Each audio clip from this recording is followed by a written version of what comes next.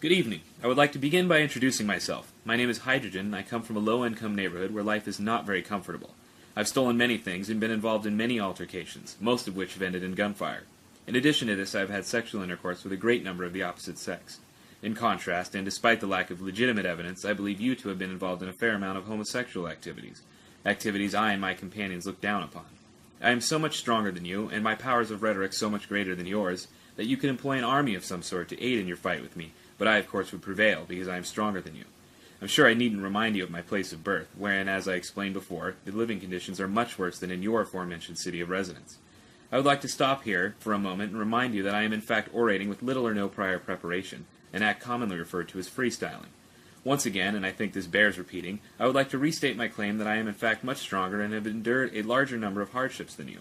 Hardships which have left me with an aggressive behavior and an imposing demeanor which I believe frightens you. I know of a woman with whom you have had sexual intercourse. I too have had sexual intercourse with said woman, and she complained to me of your less than exemplary performance in bed.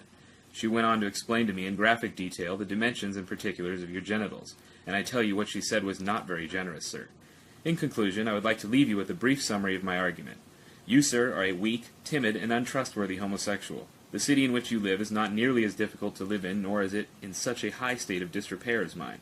I am the superior monologist in this debate, and any claim to the contrary will result in physical violence and perhaps even death.